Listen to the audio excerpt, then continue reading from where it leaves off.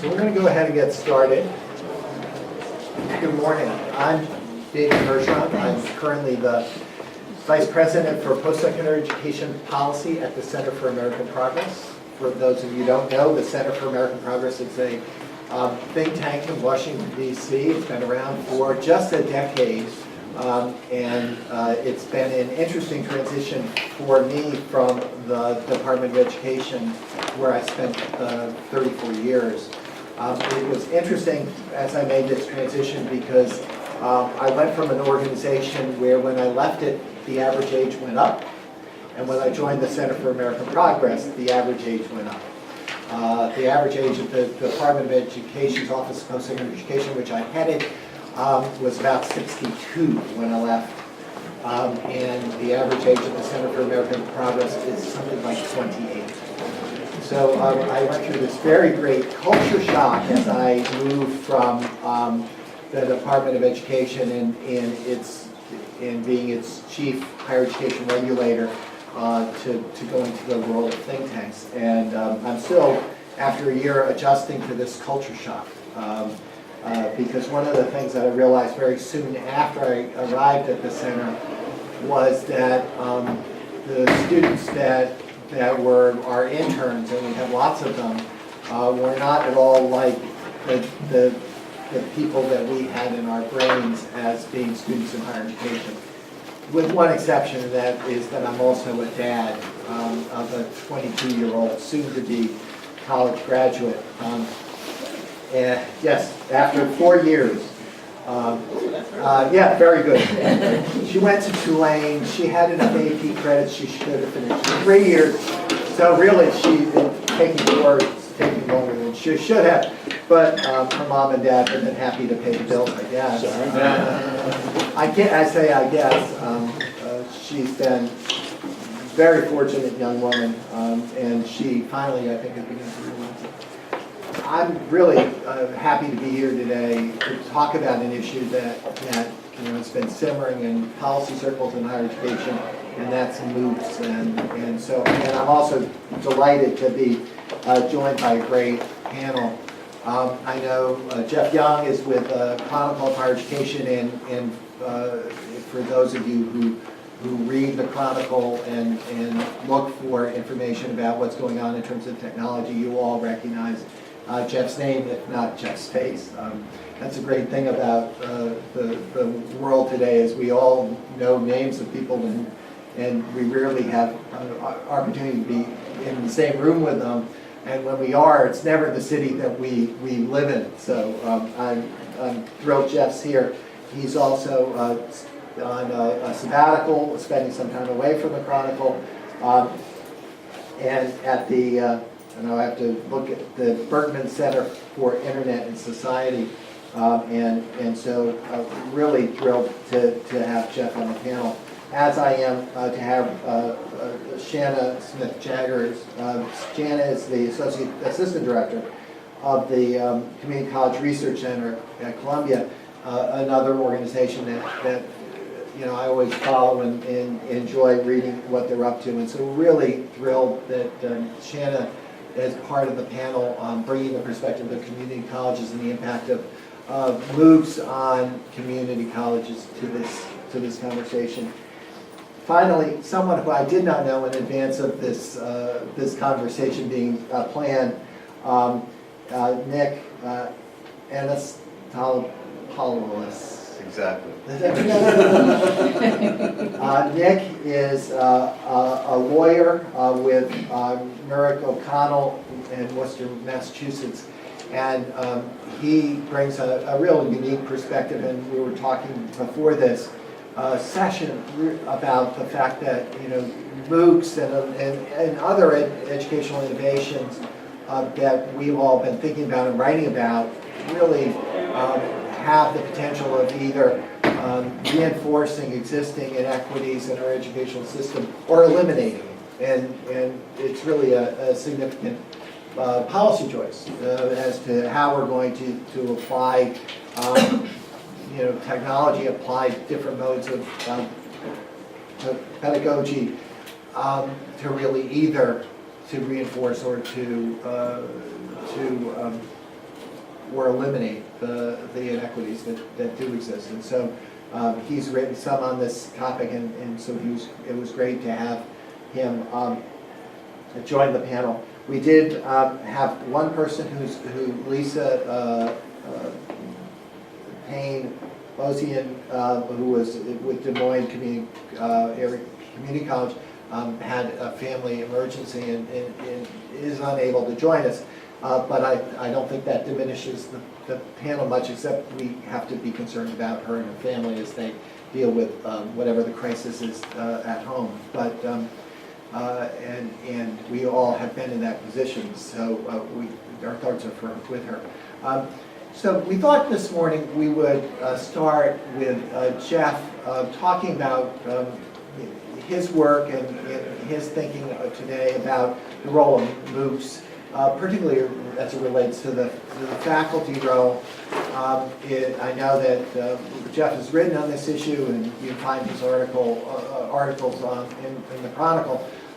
And so we thought it would be a good place to start with Jeff, and then we will go from there. And so he's going to share his thoughts at the moment, and then we'll continue the conversation. Jeff. Cool. And I don't know, should I stand or sit? Do whatever you would like. I don't know if it's sort of, I'll try standing. If it feels too weird, I'll sit down, or if you guys think I should sit and sit. But so yeah, I'm on leave from the Chronicle, but I'll be back in June. So I've been on sabbatical.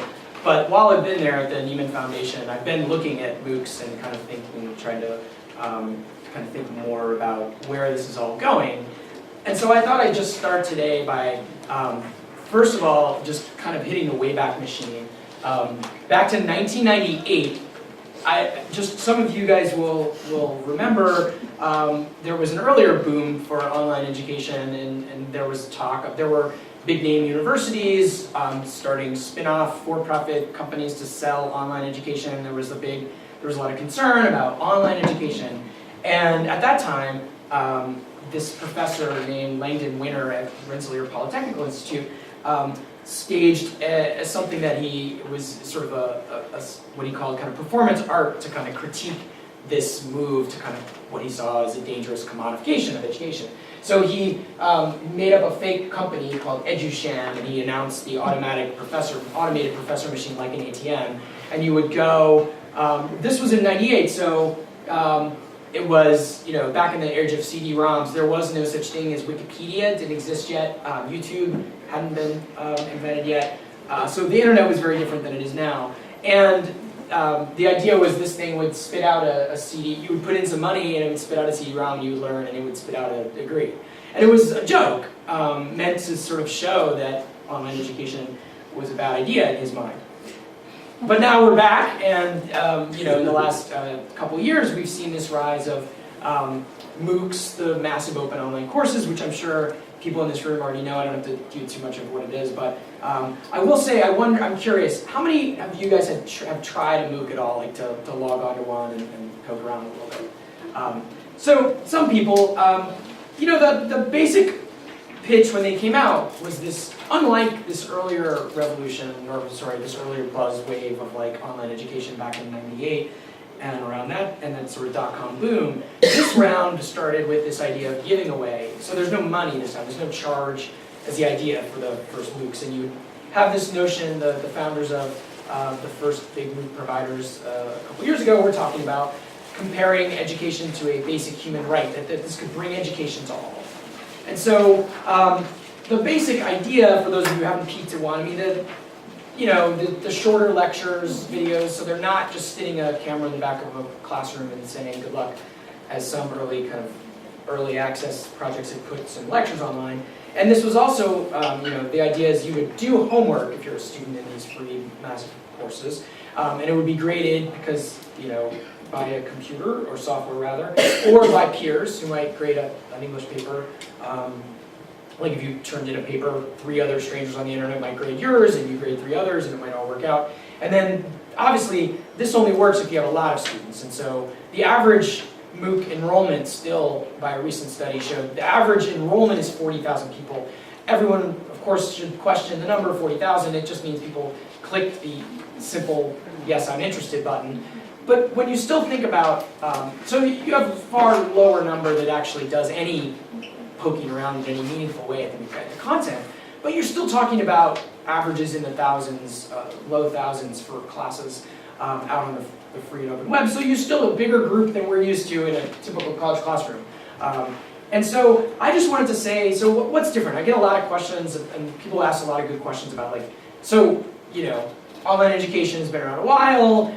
In fact, it's something that the non-Harvards of the world have been doing for over 10 years online, and we'd had these other waves of hype that didn't work out. So what's different?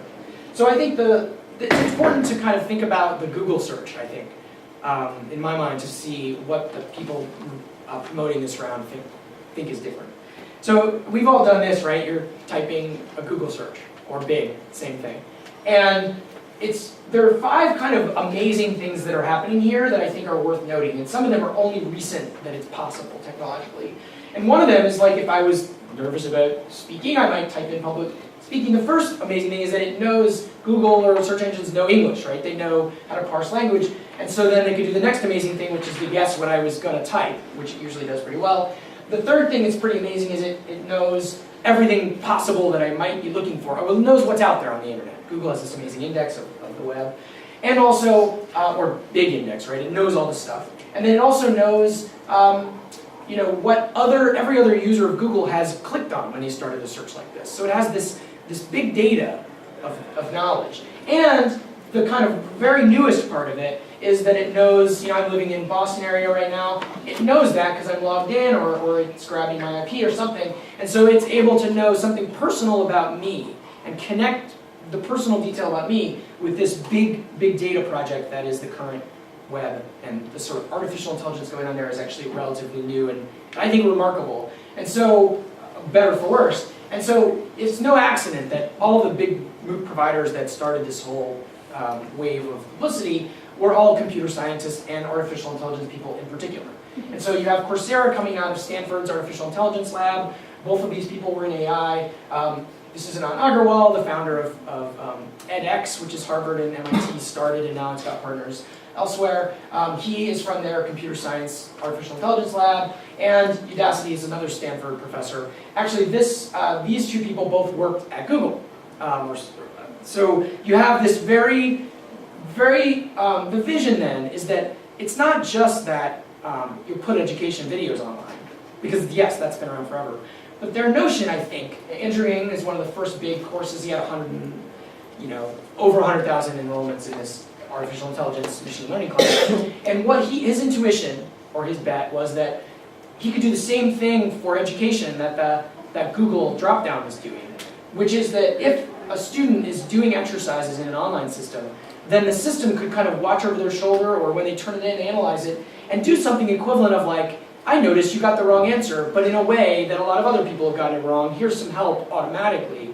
And so this is the same things, filling in public speaking and connecting it to some other resource. And so specifically for that MOOC, he had this error message that he created when somebody got it wrong in the same way. He said like it would get an auto message saying, you got it wrong, but look at this part of your step and you might get it, that might be where you need to look. So this automatic intervention is the idea. So that's their premise, is that if this kind of moment of the web is that there's this big data meets individual person, so the computer kind of knows the crowd and it knows you, then education might actually be a kind of killer app for these people looking for cool ideas to point their technology at. So that's, I think, where MOOCs came from, why they're different, just kind of broadly, conceptually. And then you have people like the president of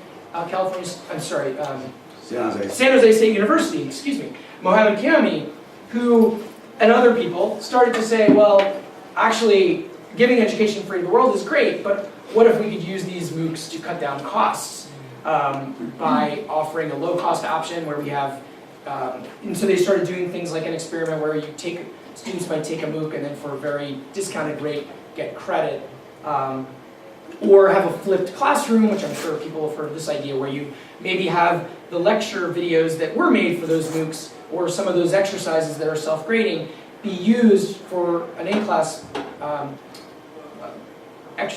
in-class setting where, and back to the topic of today, is the role of the professor might be a little different. That instead of being in front of the room like I am right now, the professor might be in a role of coaching or leading people through, going through these exercises or going through other exercises while they watch, and the kind of interactive textbook is done with the web videos and with the auto grading idea. And so, okay, so but where are we now? So this was all the kind of leading up to more recently. And last year, the San Jose State University's philosophy department put out this open letter that a lot of people probably saw, where they kind of objected conceptually to this notion of, especially the idea of bringing these MOOCs and this platform into the college setting, and worried about replacing faculty with technology. And also things like standardizing overly material, like they pointed to a course offered by Michael Sandel from Harvard University on philosophy and ethics, and pointed out that that's exactly the kind of thing where if people gathered around one ethics course as a model, then we would have a lack of diversity, that all kinds of negatives could come to pedagogy and teaching, and it was a threat, in their view, to the system as it should be. So that all just sets the stage for like where we are now, I think, compared to those very first days of this idea.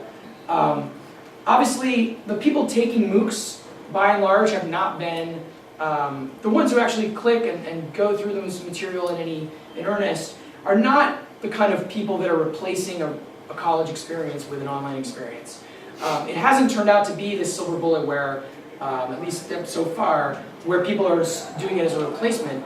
And there are a lot of good reasons for that, but this MIT data is just one example, which is pretty typical from the MOOCs we've seen, where they're not only not, they're not undereducated, they're overeducated, they're very well educated. And so you have the 64% of the people that are enrolled in these MOOCs, in this particular set of MOOCs at MIT, were not only had, they already had a bachelor's degree, and many of them, as you'll see, already had a master's degree or even had a doctoral degree under their belt, and they're taking these courses for other reasons besides, getting an undergraduate education. So anyway, so this is gonna, by now you guys all knew this before I even started, that that's not gonna replace a residential experience.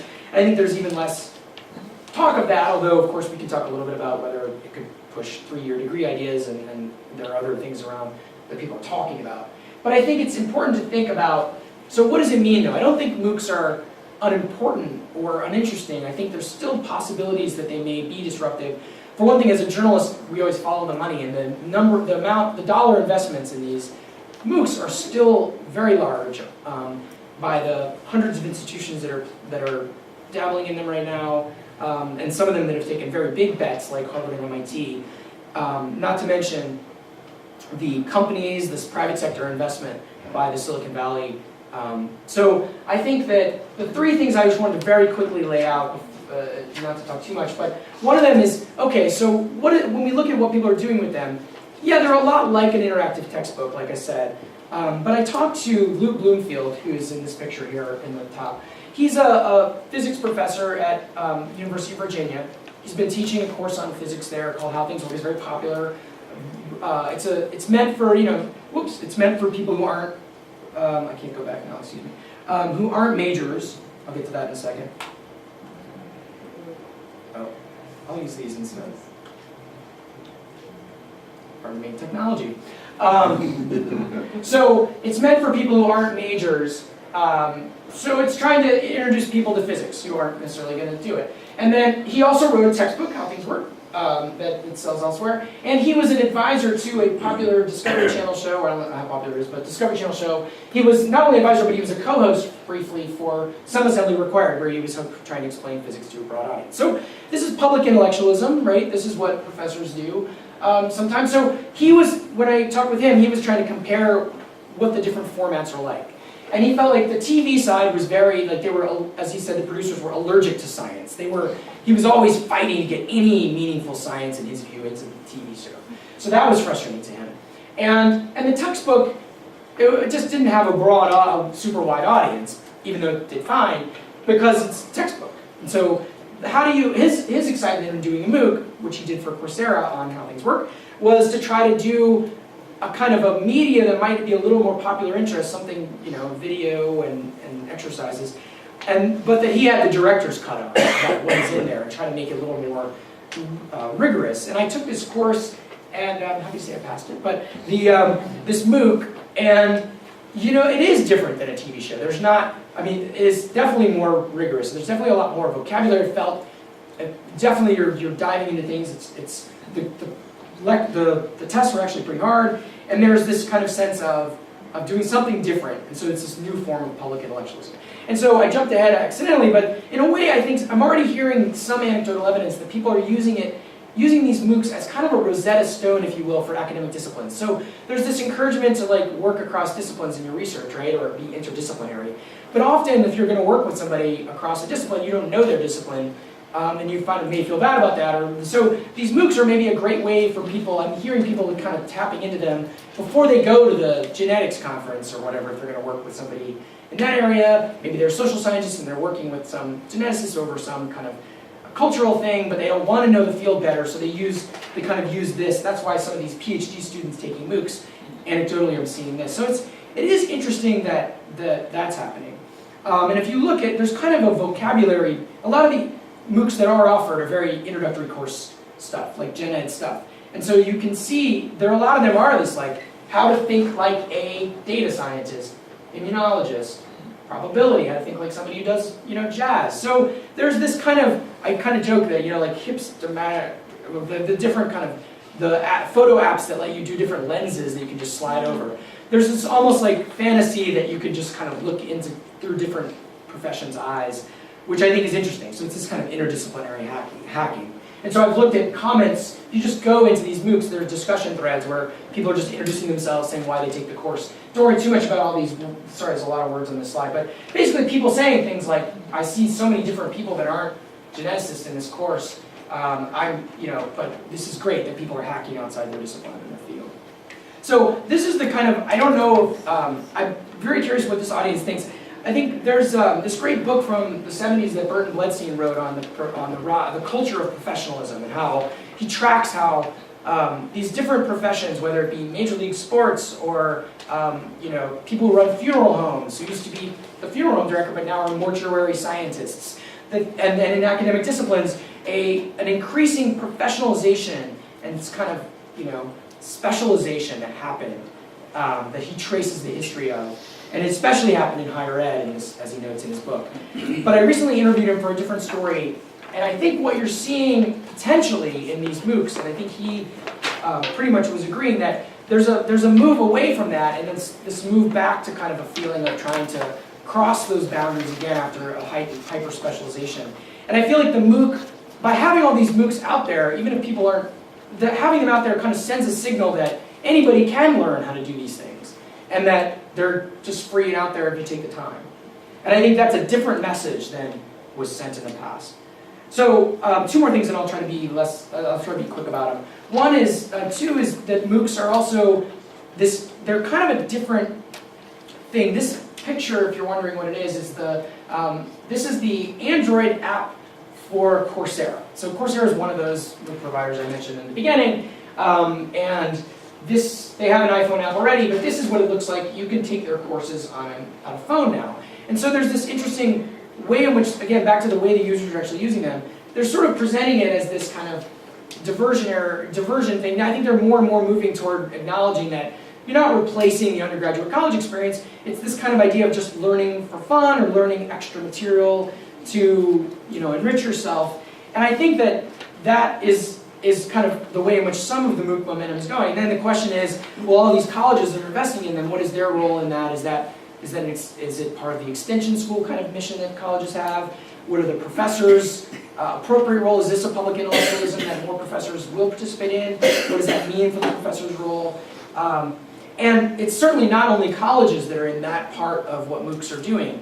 If you look at what edX has done, some partnerships in the last few months, they have now offered partnerships with places like the Smithsonian, World Economic Forum, which of course has the big Davos Summit every January. And so the IMF, Linux Foundation, so Linux, you can take a MOOC on how to do Linux from the Linux Foundation. And so if you roll this forward, you can imagine, bless you, you can imagine all these different entities offering courses on the online. And of course, some of that's done already as continuing education. But it's kind of this trying to make continuing education. I feel like there's been this lifelong learning buzz and continuing education buzz for a long time, but it hasn't really gotten much kind of respect, so to speak, or there has been at least some. I feel like it hasn't been this kind of.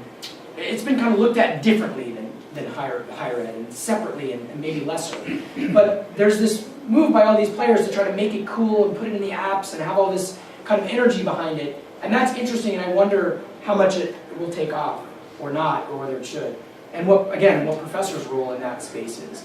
So now the thing that edX is working on that hasn't fully launched yet, but I think is very interesting to note, is that they're offering this their platform, right, which is the core of what their whole vision is this idea that you could have this amazing AI platform where you could do the automated exercises. They're going to offer that so that anybody can teach a class on their system, whether you're a professor or not.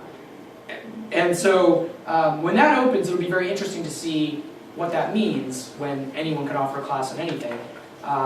We've seen Wikipedia go through a cycle of people dismissing it and laughing it off, and now people seeing it as more robust, although there's still questions about Wikipedia's quality. So here comes this idea of Professor Everybody, for better or for worse. There's already one example of to look into what that might look like. There's this company called Udemy. Now these are sort of MOOCs, but they're not as advanced, so to speak. They're not really as technologically savvy as the ones that MOOC.org is trying. But they let people anyone teach a course and set a price on it. So it's almost like a marketplace where, just like you go on Amazon, you can put your book on Amazon, and they'll take 30% and you get the rest. This is the same deal. They'll take 30% and you get the rest of the money when you charge $250 for how to make an iPhone app. Or there are some more academic topics on this as well. A lot of the academics working on this space have done it for free. They're not charging in many cases. But this woman, Bess Ho, as I picked out as one example, she made over $200,000 in a year, apparently, teaching these types of courses in iPhone apps. And when I did talk to her, though, the picture gets complicated really quickly. And that this was the first year she did it. She's not able to repeat that, at least when I last talked to her, partly because she was one of the only ones teaching at a certain moment. Now there are over 1,000 courses, I think, on this platform. Very many, as you might guess, a lot of people are doing how to build an iPhone app or some version of that. And so now she's crowded out in this space, and it's difficult to get attention. She doesn't have a marketing budget. So she's not making that again. And so, she's also, I think, teaching at a local area college as an adjunct as well. And so, she's not necessarily finding this a secure way to live as a professor's life. So it's not the dream job that it was touted the first year, at least for her. And I think it does. So then the MOOC space is also getting crowded now. There's a lot of, there are a lot of intro physics classes already, not just the blue Bloomfields. So I sort of joke that one of the disruptions is that the technology makes it so that anyone can offer, it's almost like the way food trucks are to restaurants, like the cost of starting this business. The food truck is obviously a lot cheaper to get in the game than starting a standalone restaurant. And so you have the generic college seal on your food truck, and you can do that.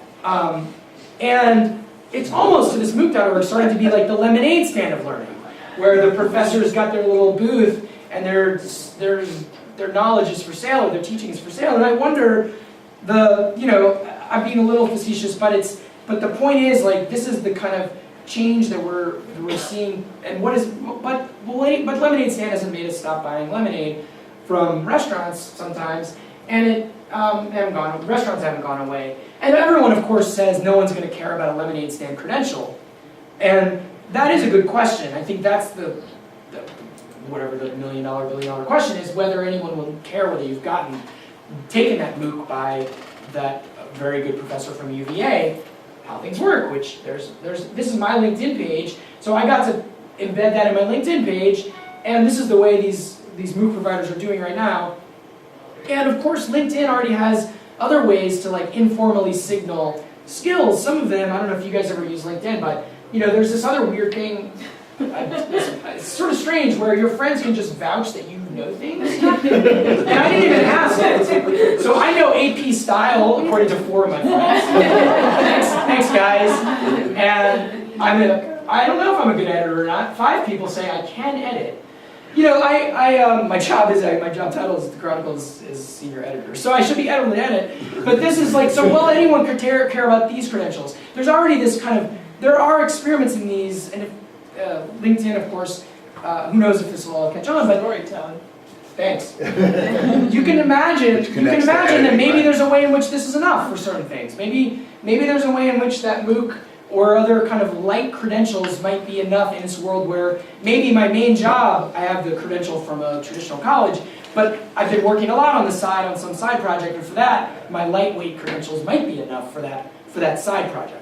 And so that's the question, is whether people will care. And the third piece that I'll be really quick on is so in a way, I think what you're seeing is the teaching role, a lot of talk about the teaching role of being unbundled. And when we talk about the flipped classroom even, the idea is like, if you're kind of breaking it apart and thinking about, teachers do a lot of things. I always feel bad telling an audience of people in higher ed how teachers work. But like, you guys know all this, right? But just remember that as you teach, you're doing a lot of things. You are sometimes delivering content information, sometimes you're drawing out people in discussions, sometimes you are kind of checking the work they've done to see if it's right. So there are all these, and there are many other things when you're really mentoring, and you're thinking about all these things that you end up doing in the traditional teaching role.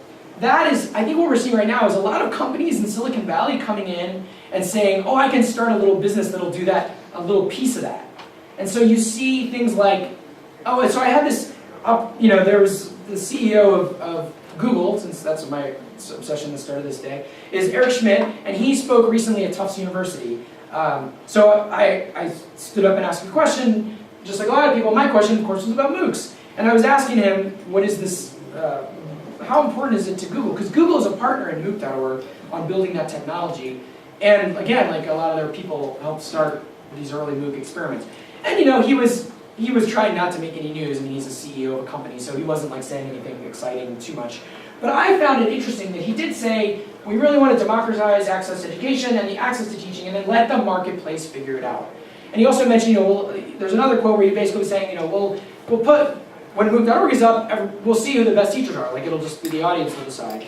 And there's this interesting point about how, I think for a higher education mindset, that's kind of a radical and uncomfortable idea of letting the market decide what good teaching is.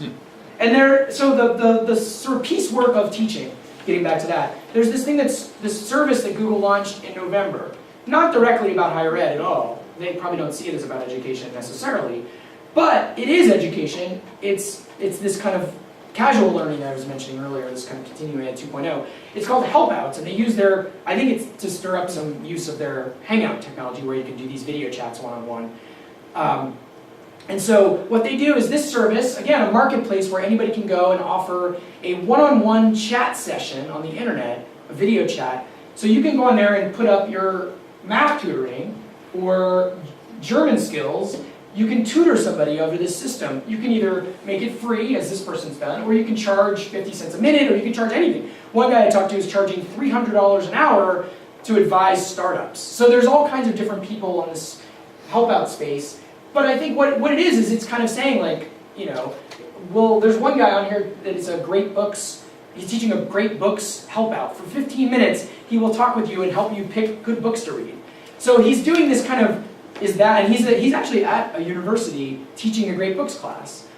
So this is an interesting, again, public intellectual role that this professor's taking. But if you look at what this company's doing, it's piecing out, here's one aspect of teaching, a kind of one-on-one thing, and maybe you only need 10 minutes of it, and maybe then you'll go back to your MOOC, and maybe you'll be able to get out of a rut there, and you see already like sites that are telling you which MOOCs are better than others, like a Yelp for MOOCs. You have some sites that tell you that are like discussions around MOOCs, but that are separate. So you have these different aspects of teaching being, different solutions being offered by companies, and that is, I think, again, worth noting and sort of interesting for the role. And then the last thing I'll say before handing this over, and I look forward to your questions and the discussion on the panel overall, is that what I kind of see more and more is that even though MOOCs at the beginning of this presentation, were talked as a way to save money for college teaching. It seems like, at least for the selective colleges, it may have the effect of driving up the cost of offering teaching. Because if you look at the kind of experiments that places like Harvard, where I'm a fellow this year, but also places that are doing these MOOCs or even experimenting in the lightest way, making a sort of lamest MOOC possible still costs you around $50,000, and that's not accounting for the professor's time. So these are investing, even at the colleges, just doing a tiny little foot in the water, toe in the water, they're spending money. And also, if you start to think about, can you really imagine in a selective college that costs so much, telling students, oh, just watch the MOOC videos and you won't have a professor? It's kind of hard to imagine. And so when you look at my colleague from the Chronicle, Jeff Salingo, his book, College Unbound, which I really recommend, he talks about all the ways colleges have gotten in an arms race for spending on things like climbing walls and student centers and all this stuff. In a way, though, they haven't had to do that, or they haven't done that as much with teaching, except for smart classrooms that are on the tour, right, which have all the fancy technology. But even that, it's like pretty cheap to build a building compared to, or to add to an existing building with some technology, rather than add to staffing or helping to teach in new ways. So if you're going to train and do teaching in radically new ways, with the MOOC, basically the flipped classroom question is, if the professor is now this different role in the classroom, everyone I talk to about these, when I talk to professors about the flipped classroom, they're like, that's a nice idea. Like, I like to work with students one-on-one or in groups. But if I've been used to lecturing and now they're going to watch the lecture videos and come to the classroom, what do we do in the classroom? And so that's like not going to be like free time. You have to schedule that time, plan that time. That's labor, that's time. And that gets back to money. So it's hard for me to see how it's a cost saver, at least in the elites. And then the question of haves and have-nots, as it plays out broadly, is a bigger question. So that's my thoughts as I like looking at the MOOC space from the moment and what it could mean for professors. Thank you guys for listening. I'll turn it over for now. Well, Shanna gets her PowerPoint loaded. When we were planning this session, I was really, this question of for everybody else and the role of community colleges. I spent the last 2 days in Indianapolis talking about adult learners, and so I was thrilled that Shanna was on this panel, because now she can answer all of my questions for the last 2 days. All right, great. As you said earlier, I'm from the Community College Research Center, which is housed at Teachers College at Columbia University. And we do research on the almost 8 million students who currently attend community colleges. That represents about half of all the undergraduates in the United States. And the kinds of students that attend community colleges are also largely the same kinds of students who attend regional public universities. So some of the issues that are really relevant to community colleges are also relevant to you if you work at a less selective regional university. So, MOOCs are just sort of the latest instance in a long tradition of distance education. And community colleges have always been really interested in distance education because they want to serve all members of their community, even if some of those members are difficult to reach, or if they're people that other institutions might not necessarily consider to be college material. So community colleges were very interested in MOOCs when they first came onto the scene. Because they're free, they're open to anyone with an internet connection. And the idea is that they could theoretically allow anyone, anywhere, anytime to access not just a college education, but an elite level of college education, a Harvard or Stanford level of college education. So the idea is that this would democratize higher education because it would allow low-income students or other traditionally underserved populations to access something that would just simply not have been possible for them to access before. So in my talk, I'm really going to sort of look at this issue of democratization and the extent to which we can feel that MOOCs and online learning in general may be serving as a democratizing force or not. So first I'm going to talk about who takes online courses, just regular, fully online courses right now in community and technical colleges, who takes MOOCs, which is a point that was touched on earlier, and then how well students do when they take these courses. And then I'll discuss how community colleges are reacting to these trends. So first is the question of who takes advantage of fully online courses. So we did an analysis of student transcript data across 57 colleges in 2 states. So it was hundreds of thousands of students who were enrolled across a span of several years. And looked at the students who took at least one online course compared to students who chose an entirely face-to-face curriculum during that time. And we found big differences between those 2 groups of students. So as you might expect, those who choose online courses are likely to be older, over 25. They're more likely to have dependents. They're more likely to work full-time. So online education provides some flexibility to them to be able to, when we talk to interview students who are in this situation, a lot of them will tell us, well, I like to take 1 or 2 online courses a semester mixed in with the rest of my face-to-face courses because that gives me the flexibility to take a full-time schedule, which otherwise I wouldn't be able to do. I wouldn't be able to go to my kids' soccer matches. I wouldn't be able to attend important meetings if it had to be at these face-to-face classes all the time. So online education may very well improve access for this group of students.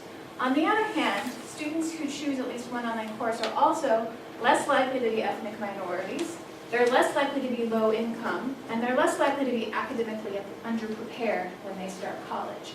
So online education is really selecting for more of the privileged student than it is for the traditionally underserved student. So it's not clear that online education is necessarily improving access for these traditionally underserved populations. So we don't have a lot of studies yet of MOOC demographics.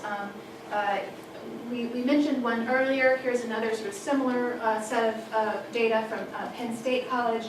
The numbers that were cited earlier, which were for Harvard, I think, for Harvard's edX courses, hold on all of the students that were taking the course from around the world. And I think it was like 67% or something like that had a bachelor's degree. When you narrow it and look at students who were taking the courses from the United States, the proportion with bachelor's degrees tends to go up. So here in this Penn State, they found that the proportion that had college degrees from the United States were over 85%, compared to just about 30% of the US population at large. So the students who are taking MOOCs are quite different from the regular United States population. And then this observation is reinforced when you look at why students enrolled in courses. Most of them were enrolling for curiosity or just for fun. Another big chunk were doing it for what we might call continuing education reasons to upgrade job skills. Only about 7% were representing what we might think of as the traditional type of student, somebody who needs to break into higher education and get a decent job in the first place. So now, why wouldn't underserved populations be taking more advantage of these opportunities that were available to them?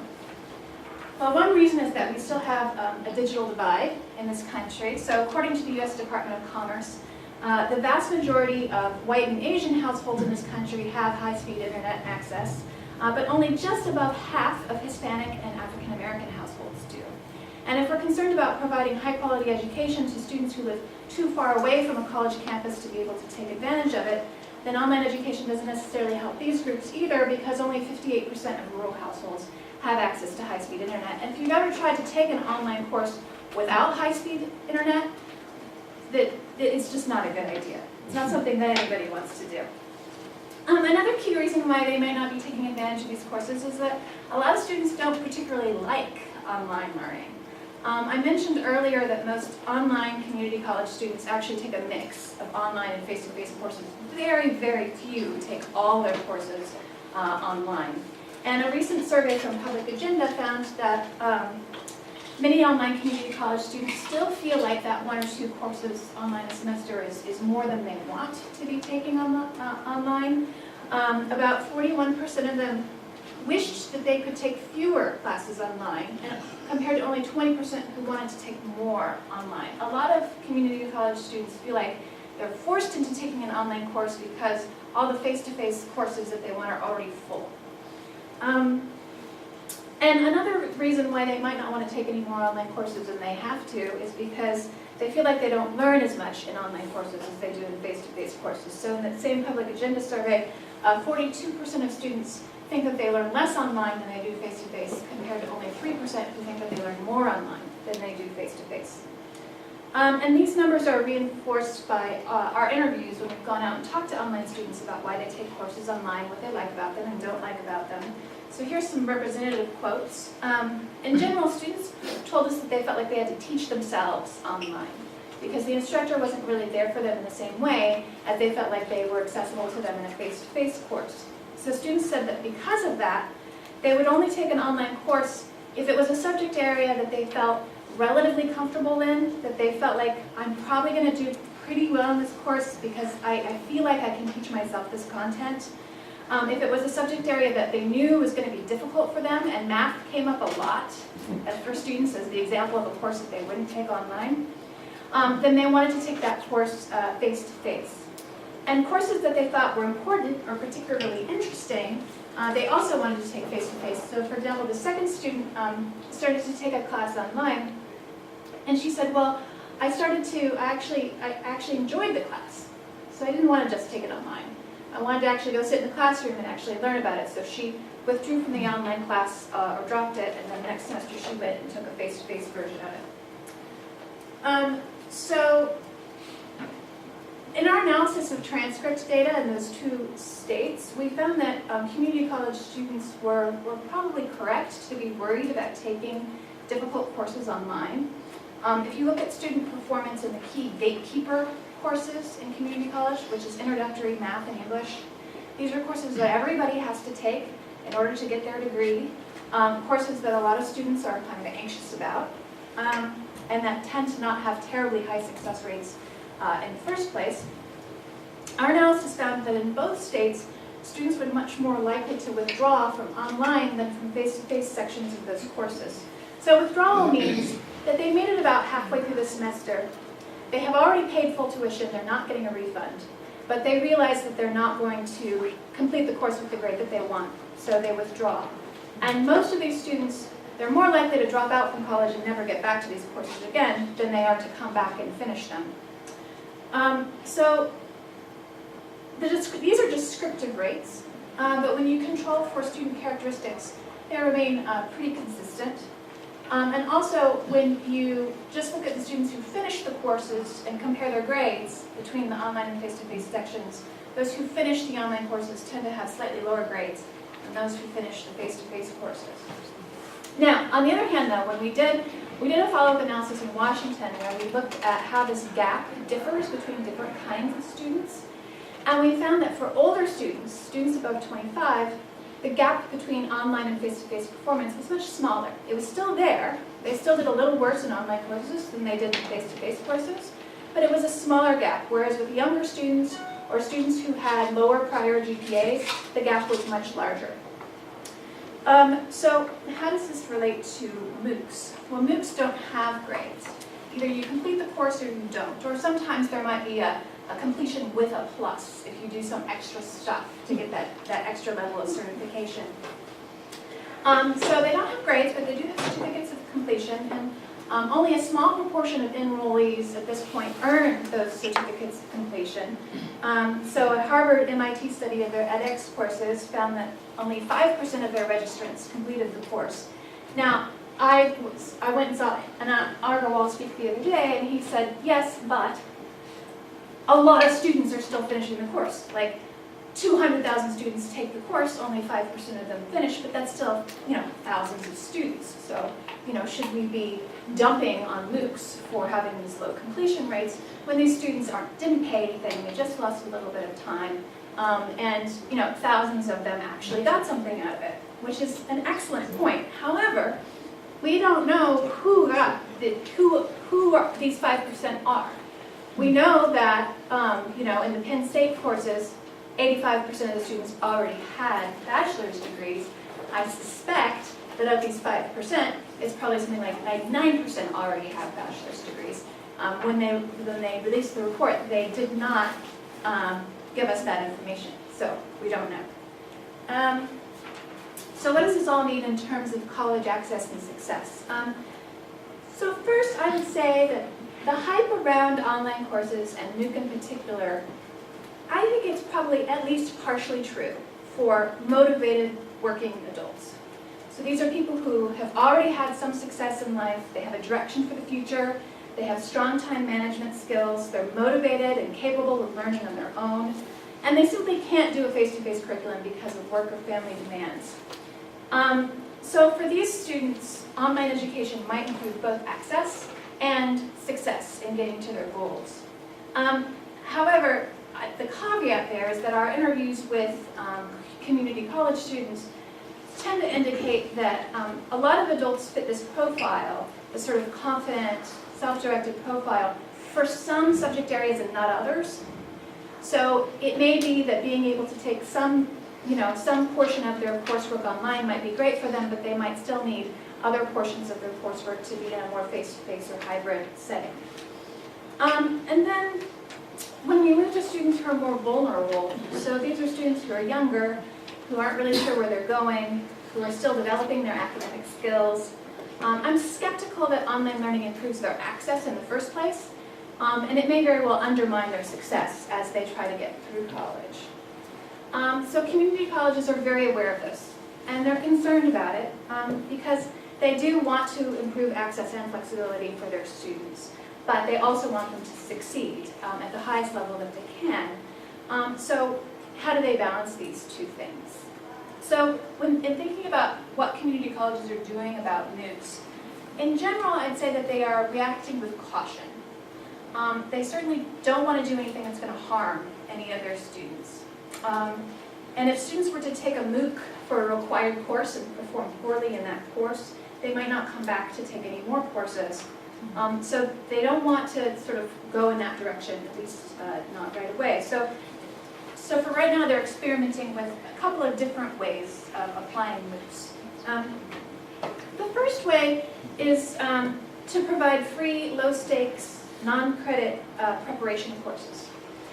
So for example, Wake Tech College in North Carolina, they've created a MOOC for students who are about to take the college's placement exam or who failed the placement exam already.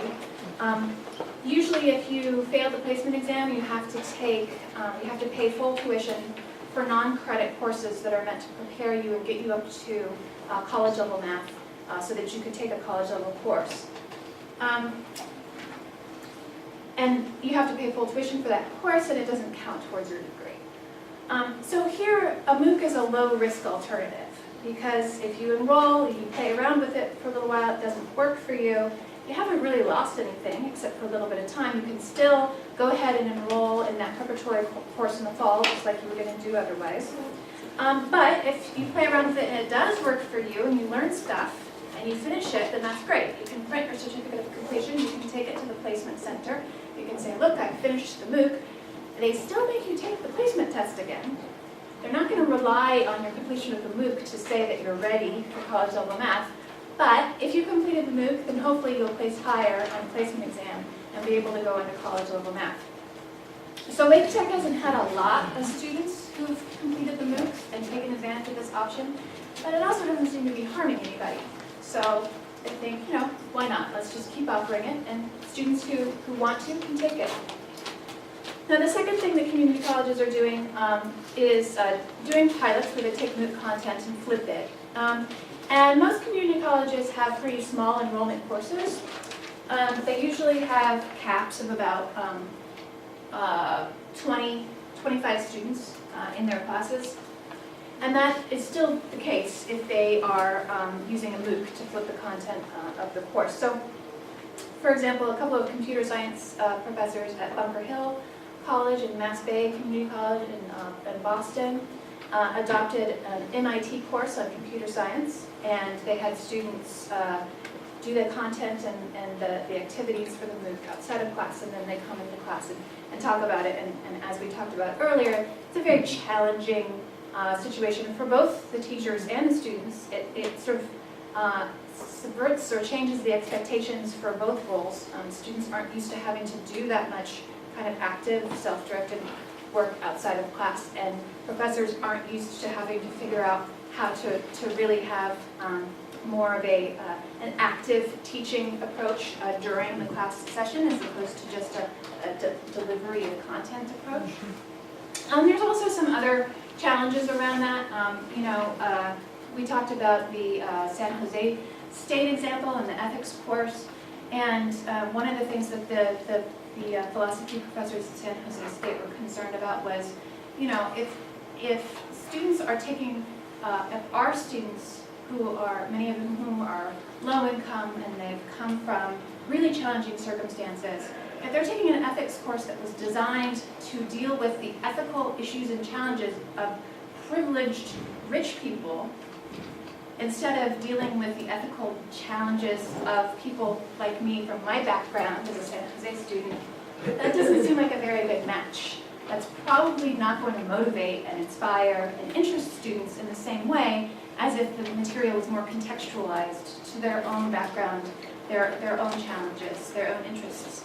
And that's one of the key things that's important about having an instructor who comes from and lives in the same community as their students, who sees their students face to face, understands where they're coming from, what interests them, what motivates them, and tries to make sure that those things are underpinning their course. So that doesn't mean that MOOCs can't be helpful. It just means that the instructor needs to be very aware of what kind of MOOC he or she is adopting, what the content is and how it relates to their students, and how we're going to talk about it in class and sort of connect what they're seeing there with what our experience is here.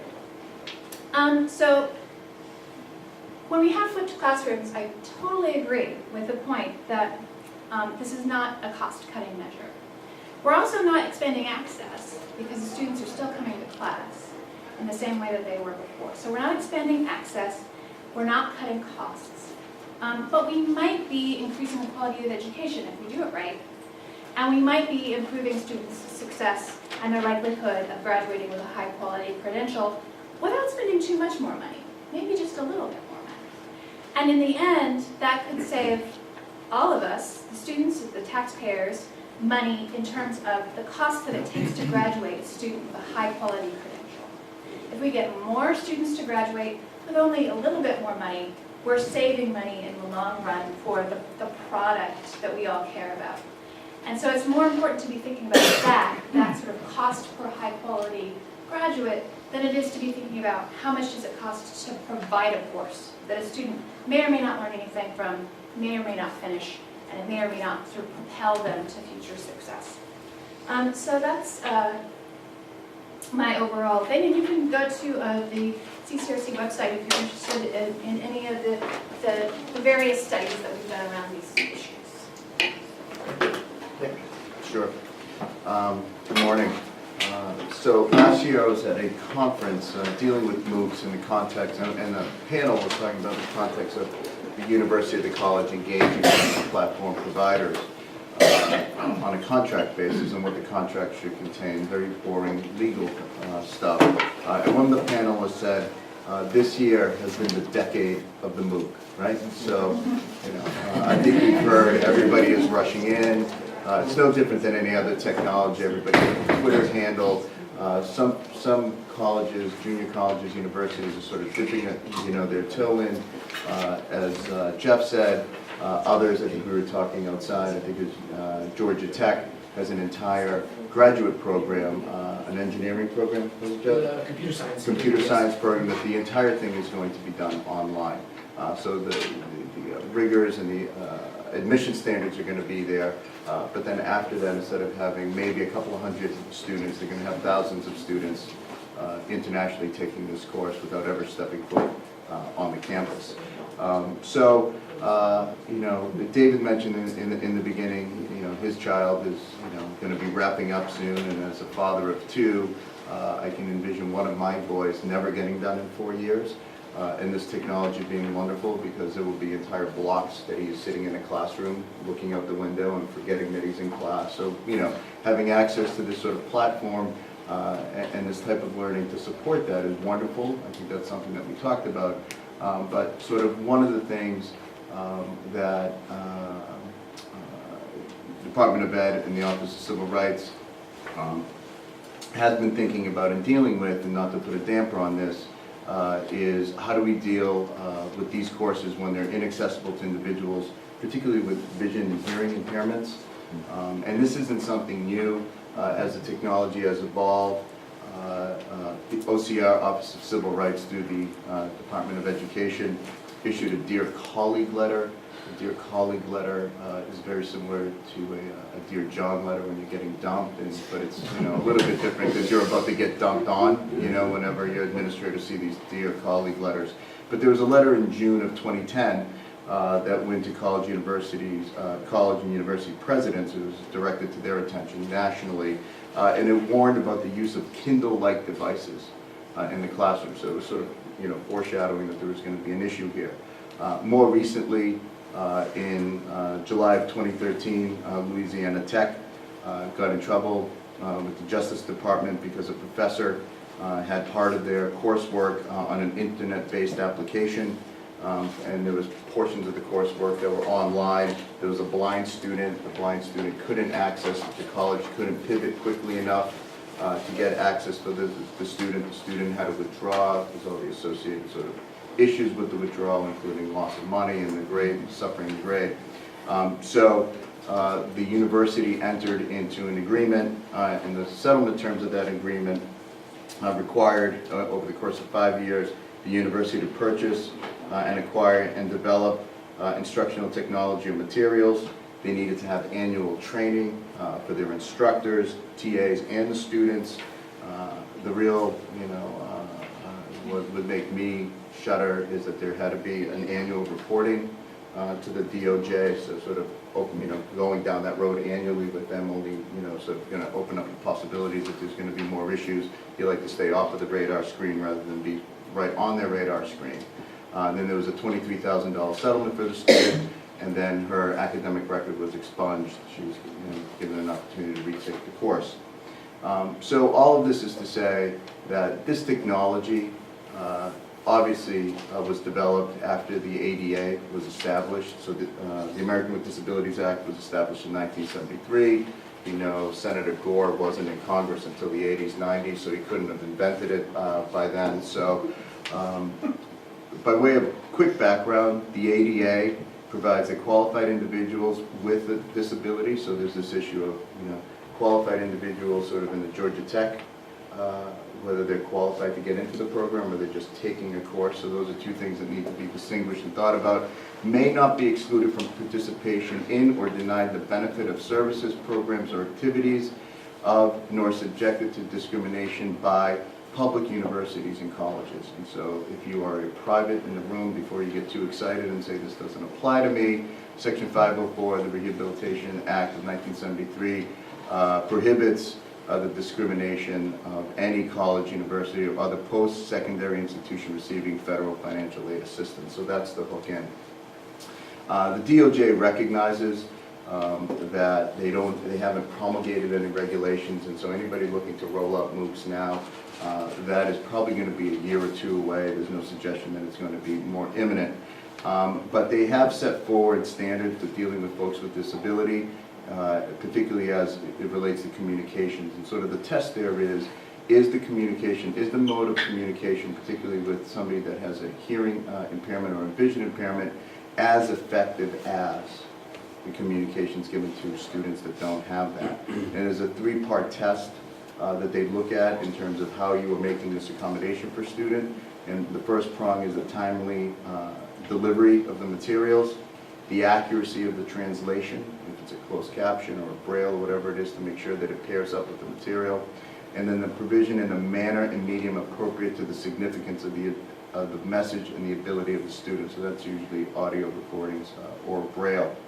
So how is a university or college, junior college, expected, what are the standards that they're expected to implement? And so DOJ directs you, and the materials are in the back, they came in late, so all this is sort of spelled out. I didn't have a slide presentation, but the Civil Rights Division directs folks to web content accessibility guidelines, and within those guidelines, there are 6 things for a voluntary action plan for accessibility to websites.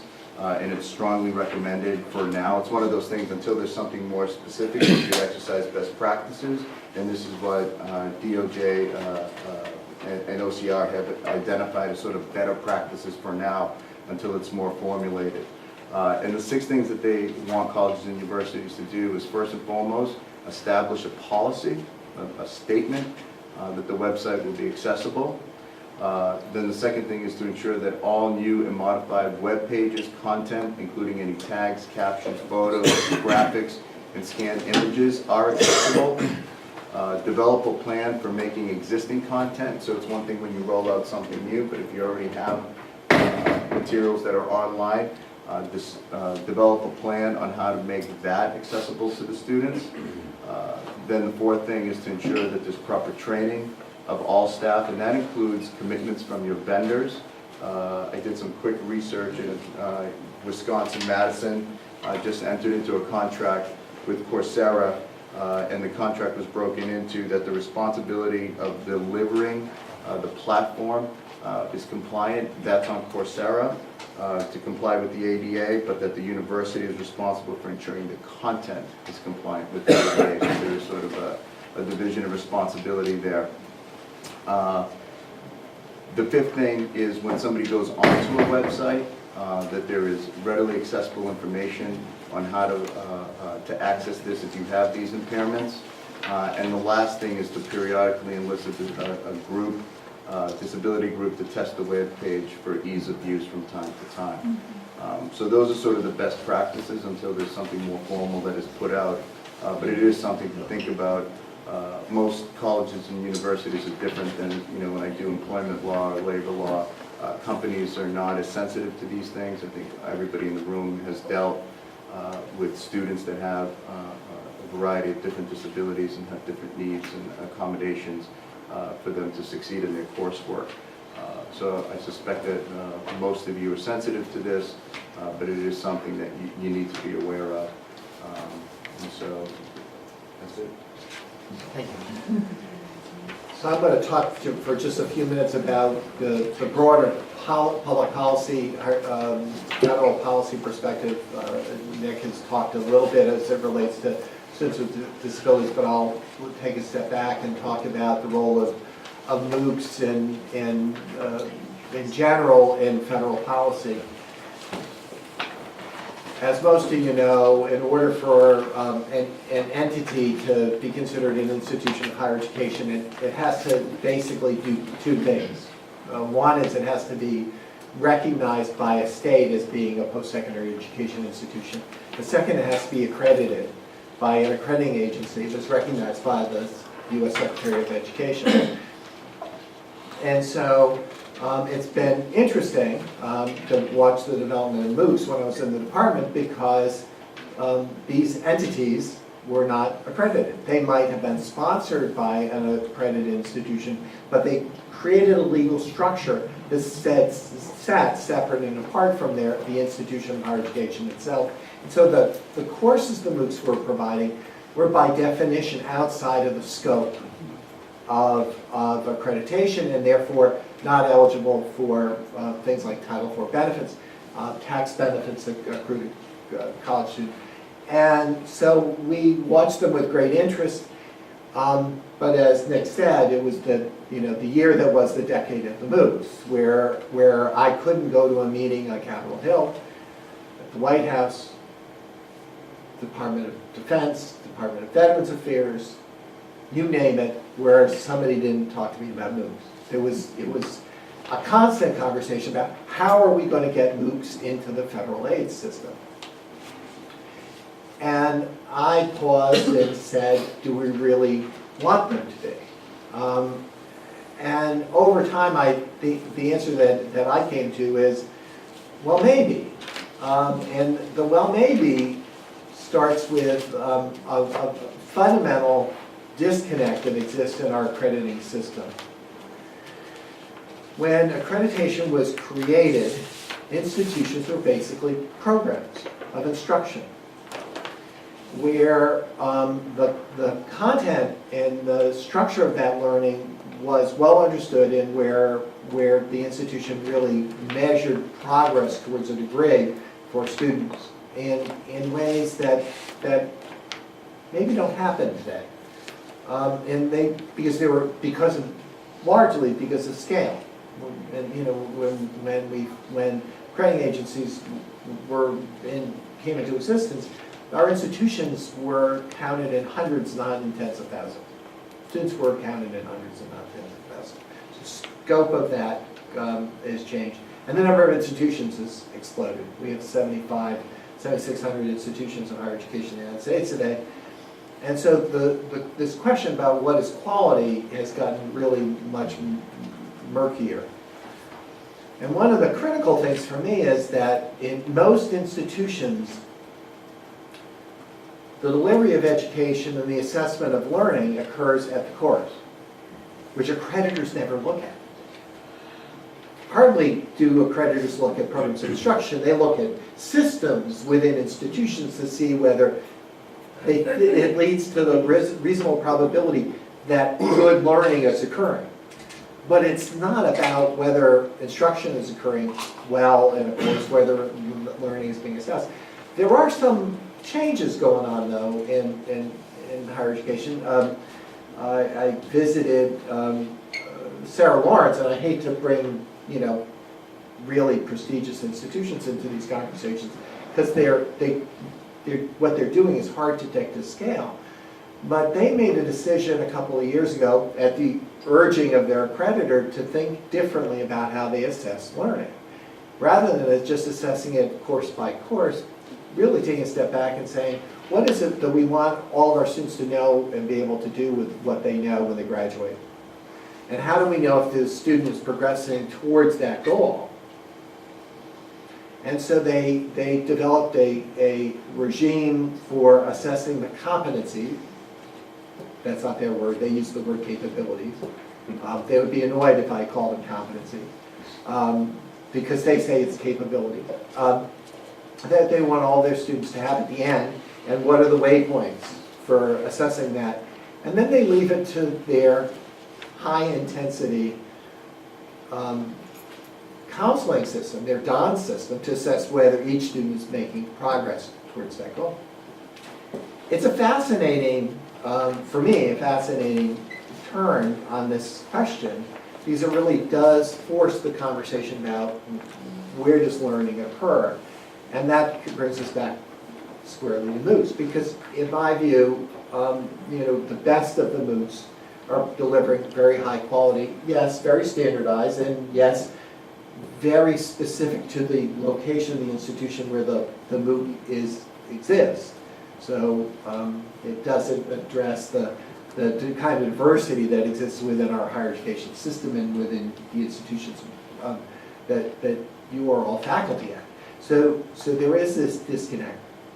But it is a way, it is a mechanism to bring some of the best thinking, best instruction or practice into the classroom, and then use that as a launching off point for conversations and for learning that maybe is a little deeper than could exist without the existence of it.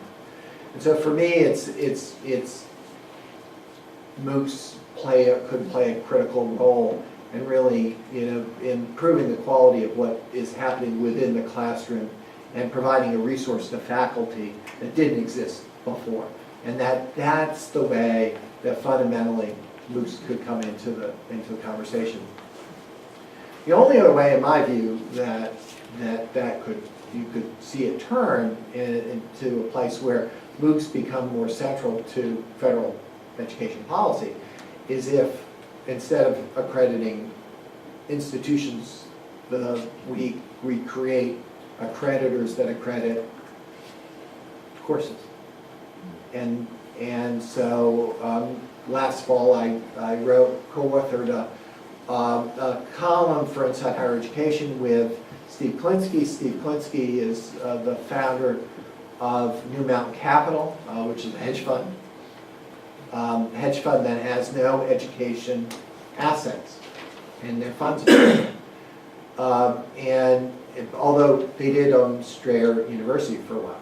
So, and Steve really wanted to engage in a conversation about that's reflected in that column about, is there a way for us to think about accreditation differently so that we're assured that what is being delivered in every course is of high quality, and that every student who's being learning in those courses is assessed against some measure of quality. And you know, I was accused of burning the house down by accreditors, saying, well, you can't do that, that's impossible. And so it's been an interesting conversation since last fall. I will also say, when I was with the department, I did oversee the process of recognizing accreditors, so I knew a little bit about the likely response from accreditors when I did that column, but it does pose the question. So why would somebody like Steve be interested in MOOCs?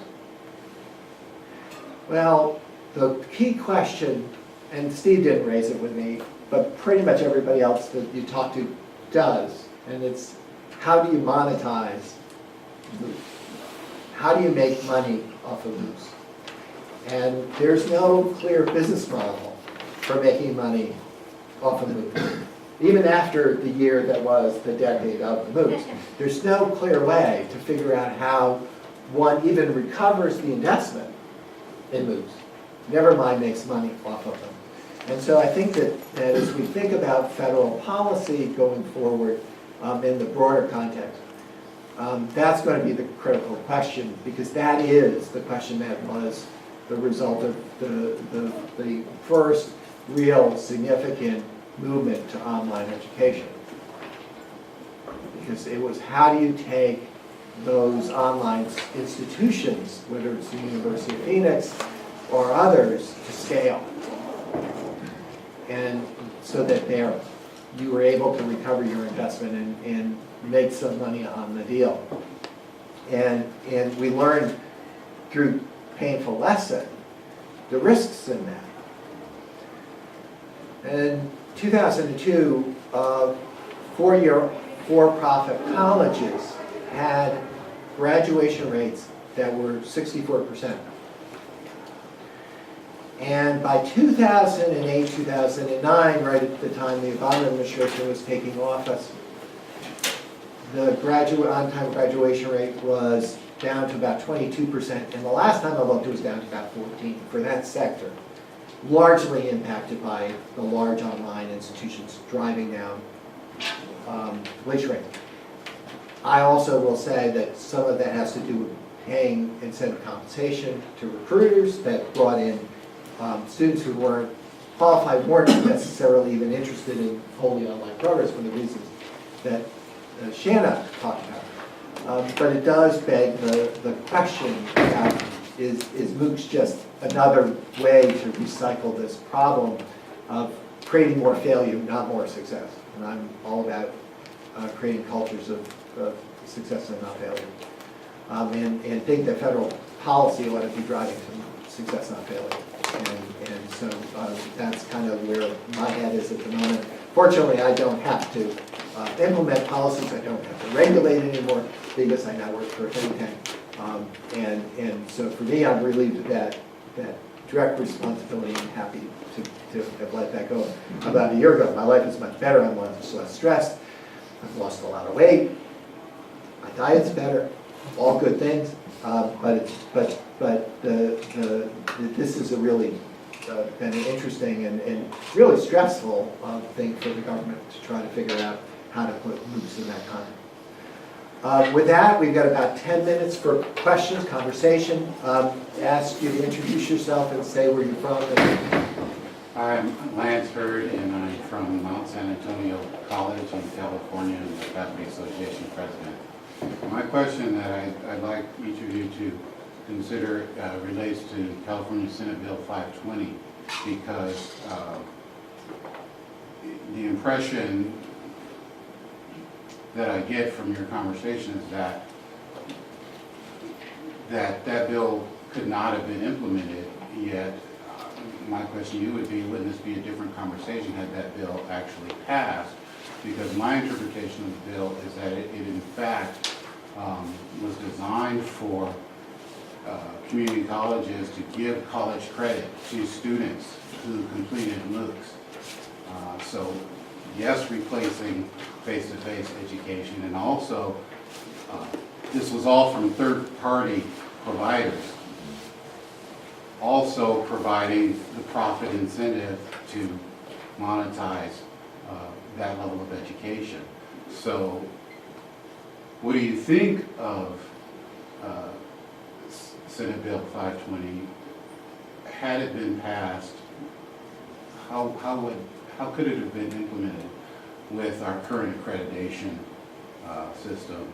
Or what are the major issues with that? Because instead of it coming from the colleges, it's coming from the legislature, and had it passed, we would be doing something about it right now. Well, first thing is I think the idea or the rhetoric behind the bill was students aren't being able to get into the courses they need, so let's give them more options for getting into courses. But that was on the heels of course sections being slashed over the course of, what, 5 or 10 years because of cuts in funding to higher education. It strikes me as a squirrely argument. Unless you're the lobbyist. Unless you're the lobbyist. I'm really not sure what would have happened if that bill had passed. I think that, a lot of students probably would have enrolled in some of these courses and not finished them, and then we would have sort of thought, okay, now what are we going to do? But I think you raise a really good point. I don't think it got far enough for us to know the answer, but there was just a spot bill in the beginning. I remember I wrote about this briefly when it was just being talked about. It got a lot of attention, but they never really outlined, the bill text, the spot bill didn't say how it would create some committee that would then approve which courses, like you say, which MOOCs and which outside providers would then be, would be allowed to, in cases where an in-person wasn't available, they could do this. So there were a lot of ifs, and there were a lot of details that never got. But it does raise a great question, David. I'd love to know your answer too, because it was a strange kind of attempt at a workaround to the typical accreditation. It's creating this kind of committee that would do something very unusual, from what I understood. Well, institutions of higher education can always contract out to third-party providers up to a quarter of a program, even if that entity that they're contracting out to is not accredited. So I think it would have caused some significant change, without question, because it's California, right? It's California. California drives lots of behavior in Washington. But it would not have fundamentally required a change in the way the department approached it, just as long as no program relied on outside vendors for more than that, except to the extent they were accredited. I mean, you can contract out for more than a quarter if the entity you're contracting out to is accredited. So you could have seen, and I think you would have seen, and I think this is probably the most significant change, some of the big providers of content in MOOCs going out and trying to get accredited in order for them to be able to offer half of the program. And I think that really undermined, to some large extent, the push towards MOOCs and monetizing MOOCs. And I don't think that was a bad outcome. I think that for the reasons that Shanna and Jeff have articulated, there's reason to be cautious. Because in my comment, I was very clear that I want to create cultures of success, not failure. So if what we're doing is putting students in MOOCs where they fail, and they don't then, because they failed in the MOOC, don't pursue additional education, I think that's really bad. I think it's really, really bad. Other questions? Just kind of piggyback on Lance. Could you? Oh, sorry, Dwayne Schaefer, Long Beach City College, CCA, Community College Association Secretary. And Shannon really brought a good point when you talked about the divide. I think another piece that I think is missing from all of this lovely access is what we're looking at, is that the purpose that students go to school. I mean, some have a clear goal of what they wish to do, but a great deal, particularly come to community college because of access, if you walk, you come on in. They don't have a goal. They're pushed or forced because of parental involvement. And so, yeah, get off the couch, get a job, and go to school. School sounds like a good thing, I can go there. So, I can get some financial aid. So, it's all of that, and I think we don't have things in place. I mean, California with student success, talking about the bill, 1456, is putting that, because after 15 units, they have to declare a goal or their registration priority goes to the bottom, they can't get classes. And most students, usually when they come in on the first day of school, which is no longer the case, they would get into classes that were really those hard classes to get into, like anatomy and physiology, in the effort to get 12 units so they can get their full check. And you know, you ask them, I'm a counselor, so I'm saying, well, why are you in anatomy? Well, it was open. Oh, okay, well, that's a good reason. So, but they had no concept of going into the sciences or anything of that nature, so I think there's a real piece missing of, you know, what is one purpose there? I mean, we do a lot of career work, and career have assessments and so on and so forth. I mean, we're quick to talk about the math and English, but I think it's really important to talk about why are you here? What are we going to do for you? You know, 4-year schools have entrance requirements, so you have to meet all that. But the other thing, though, going back to what you're talking about accreditation, you know, ACCJC, you probably heard of them in California, been hitting us with SLOs, Yes. student learning outcomes. And then, of course, after student learning outcomes came ASLOs, assessment of student learning outcomes. So, you know, you have this kind of cycle going through to determine whether or not the student has learned what they're supposed to learn in the class and be able to apply it or whatever. And I kept thinking, well, isn't that a grade? Isn't that what the grade is all about? You know, they take the test and so on and so forth. And I know some students, you know, certain classes, you know, they just do it because it needs to be done because it's a general ed course or something. I don't care about the content. I mean, I need a grade, you know, kind of thing. So you have all of that happening as you're trying to figure out, did Johnny learn what Johnny's supposed to learn out of the class? So anyway, that was a statement, I guess, not a question. I'm going to give this to you. I actually think it was a great question to end on, because when we think about what it is our higher education system is about, it's all about what are the students there to learn. And this, it is, so it's a fundamental and core question. You know, when as a federal policy official, I worry a great deal about this. How do we help our students figure out what they want to do when they grow up? I don't know as a parent that I've been particularly effective with my daughter. She's going to have an amazing degree, but what's she going to do with it? And so even then, it's a very difficult question.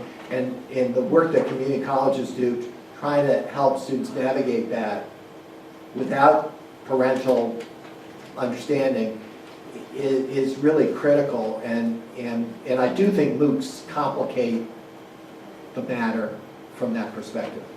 So I totally agree with all of your comments, and one of the things that we're doing and working with colleges about is trying to find that balance between guidance and structure for the student and exploration, so they can sort of explore and try to figure out what they want to do. We have a book coming out next year that talks a lot about these issues and talks about how it relates to sort of the unbundled model of education versus what you might call a more coherent or more cohesive or structured model of education. If you want to set up structures that help students explore and sort of have a default exploration curriculum so they're not taking anatomy and physiology in their first semester, which is a course that it's incredibly high failure rates. Students find it very, very challenging. Even those who are sort of high, you know, nursing students who have strong preparation. It seems to me that it would be very difficult to create those kinds of structures that guide students through if you have this sort of unbundled model in a large sense, where students are sort of picking and choosing courses from different providers and putting them together into some kind of credential. I'm not sure how it would be possible to do that. Well, Gerald Fay, Michigan, Oakland Community College. One of the things that no one's been discussing is perhaps some of the improvement in teaching that might occur by faculty being utilizing MOOCs to upgrade their courses. I mean, what's the biggest problem with community colleges? Many of the teachers who may be fine teachers, etc., are 10, 15, 20 years away from their area. They're not doing research. There's no way of any of us in the country knowing whether or not they're improving, whether or not their courses are up to date. It's all very well and good to say, let's take these people in who aren't fully prepared.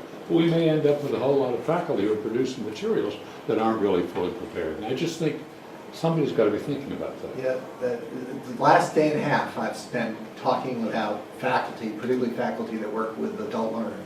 And to directly to your point, that we have faculty who are away from their own study and potentially disconnected from what employers are looking for. And so they're not making sure that what they're teaching and what their students are learning and are aligned to what employers are looking for in those disciplines too. And so how do you improve that, particularly when there's no credentialing of teachers at the post-secondary level like there is in K-12?